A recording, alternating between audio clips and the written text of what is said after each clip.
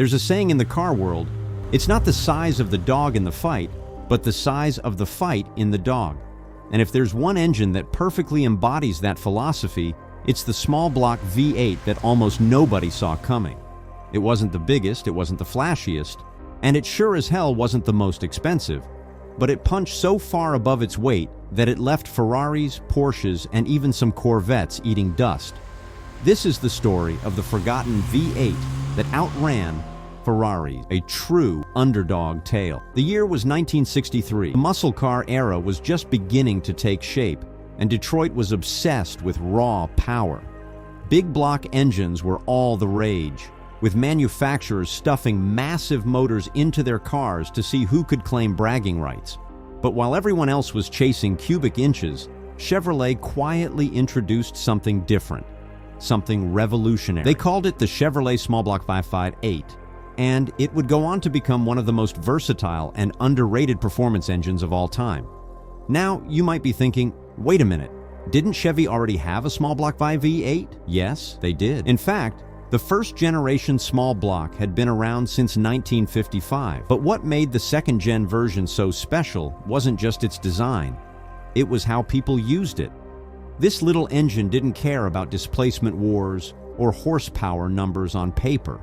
Instead, it focused on one thing: delivering real-world performance where it mattered most, the track. Let's rewind for a moment. When the original small block debuted in '55, it was groundbreaking.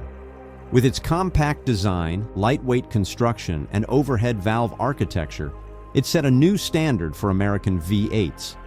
By the early '60s, racers and tuners realized they could modify this engine to do things no one thought possible. Add fuel injection, tweak the camshaft, slap on a supercharger, and suddenly you've got an engine capable of embarrassing exotic imports at a fraction of the cost. But here's the kicker. Unlike other high-performance engines of the era, the small block didn't require a PhD in engineering to work on. Its simplicity made it accessible to backyard mechanics and professional tuners alike.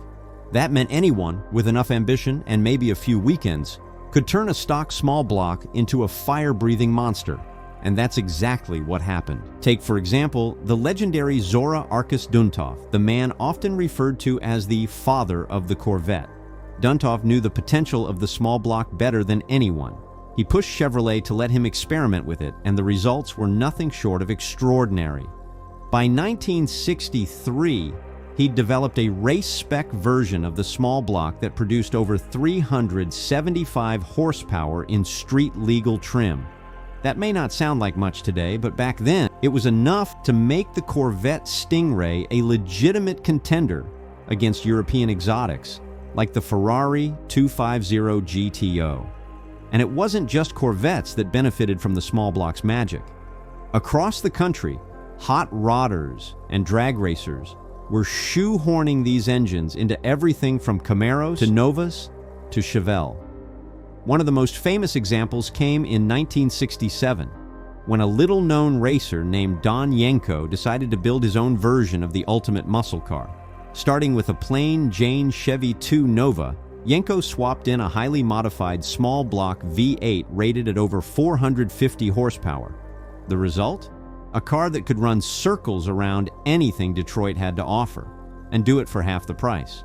But perhaps the greatest testament to the small block's versatility came in the late '60s, when Carroll Shelby got his hands on it.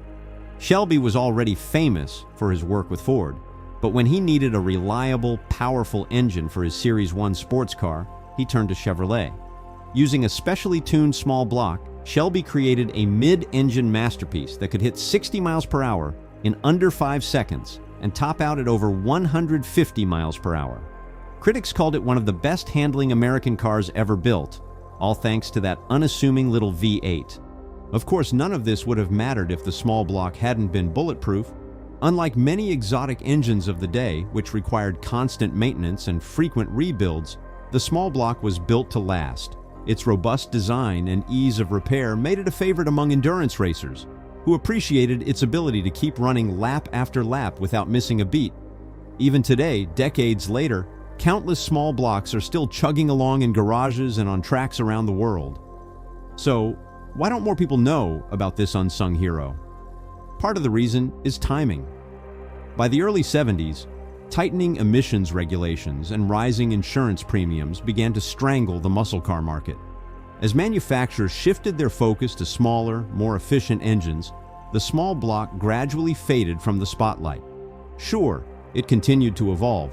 Chevy introduced the LS series in the late 90s, which carried on the legacy, but the glory days of the original small block were largely forgotten. That doesn't mean its impact has disappeared, though. On the contrary, the small block V8 remains one of the most influential engines in automotive history. Countless modern performance cars owe their existence to the innovations pioneered by this humble motor. From NASCAR to drag racing to road courses, the small block proved time and again that it could hang with the best of them, and often beat them outright. Today, finding a classic car powered by one of these legendary engines is like discovering buried treasure. Whether it's a restored Corvette, a vintage Camaro, or even a sleeper Nova hiding in plain sight, these vehicles are a reminder of a simpler time when creativity and ingenuity ruled the roads. And while they may not command the same attention as a Ferrari or a Lamborghini, they deserve every bit of respect for what they accomplished. If you're lucky enough to stumble across one of these cars at a show or auction, take a closer look. Listen to the rumble of that small block V8 as it idles. Feel the vibration through the steering wheel. And remember, this isn't just any engine. This is the V8 that outran Ferraris. So, here's my question for you. If you had the chance to own a classic car powered by the original small block V8, which model would you choose?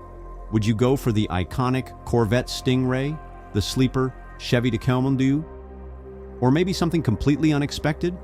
Let me know in the comments below. I'd love to hear your thoughts. Thanks for watching another video.